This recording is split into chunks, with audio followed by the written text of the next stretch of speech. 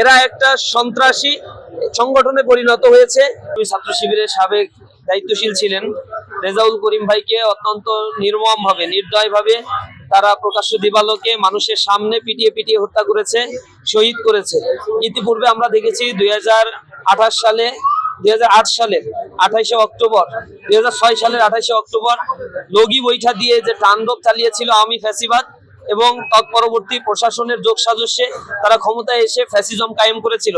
সেই একই আক্রমণের ধারাবাহিকতা আমরা বর্তমান সময়ে দীর্ঘদিন ধরে যারা মজলুম অবস্থায় ছিল সেই মজলুমদের জালিমের ভূমিকায় আমরা তাদেরকে দেখতে পাচ্ছি। আমরা এর তীব্র নিন্দা এবং প্রতিবাদ জানাই।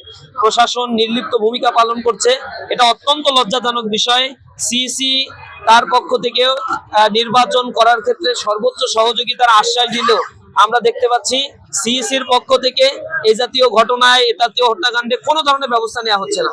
ইভেন রেজাউল করিম ভাইয়ের শহীদ হওয়ার পরে একজন ব্যক্তিকে এখন পর্যন্ত গ্রেপ্তার করেনি, অথচ আসামি আইডেন্টিফাইড। আমাদের শহীদ হাদিকে হত্যা করা হয়েছে, তার আসামিদেরকে এখনো ধরা যায়নি। আমরা এভাবে দেখেছি বিএনপির মাধ্যমে ইতিমধ্যে 230 জন যে ভাইয়েরা মারা গিয়েছে, তাদের নিজের দলের নেতাকর্মী, তাদের জীবনের কোনো মূল্য এই দলের কাছে নাই। এরা একটা সন্ত্রাসী সংগঠনে পরিণত হয়েছে। আক্রমণ করে মানুষকে হত্যা করাই এখন ক্ষমতায় যাওয়ার একমাত্র সিঁড়ি হিসেবে তারা বেছে নিয়েছে। এক্সট্রিম মশার কয়েল প্ল্যান্ট ফাইবার দিয়ে তৈরি, ডেঙ্গু চিকুনগুনিয়া বাহি সহ যে কোনো মশার বিরুদ্ধে দেয় এক্সট্রিম সুরক্ষা। আর একটি নেককারজনক ঘটনা, বাংলাদেশের প্রত্যন্ত এলাকাগুলোতে নারীদের উপরে, আমাদের বোনদের উপরে আক্রমণ করা হচ্ছে।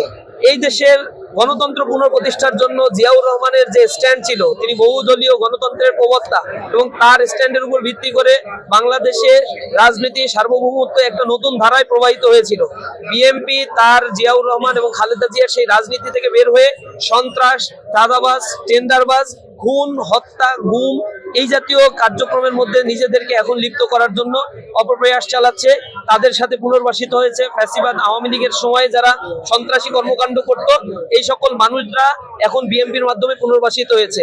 মিডিয়ার মাধ্যমেও আমি তাদের কাছে বার্তা পৌঁছাতে চাই, এই জাতীয় হীন কার্যক্রম যদি তারা অব্যাহত রাখে, জুলাই বিপ্লবে ছাত্র জনতা যেভাবে জীবন দিয়ে আওয়ামী ফ্যাসিবাদকে বিতাড়িত করেছে, তেমনি ভাবে আবার এই জুলাই যোদ্ধারা জেগে উঠবে এবং তাদের সকল অপকৌশলগুলোকে নস্যাৎ করে দেবে ইনশাআল্লাহ।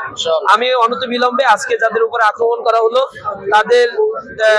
তাদের যারা আক্রমণ করেছে সেই দোষীদেরকে গ্রেপ্তার করে অনতিবিলম্বে তাদেরকে আইনের আওতায় এনে দৃষ্টান্তমূলক শাস্তি দেওয়ার জন্য আহ্বান জানাচ্ছি। ও সারা দেশে আইন শৃঙ্খলা পরিস্থিতি যেন স্বাভাবিক করতে সরকার ভূমিকা রাখে, এ ব্যাপারে উদাত্ত আহ্বান জানাই। অন্যথায় যে কোনো উদ্বুদ্ধ পরিস্থিতির জন্য সরকারকেই দায় নিতে হবে এবং এই নির্বাচন কমিশনকেই দায় নিতে হবে।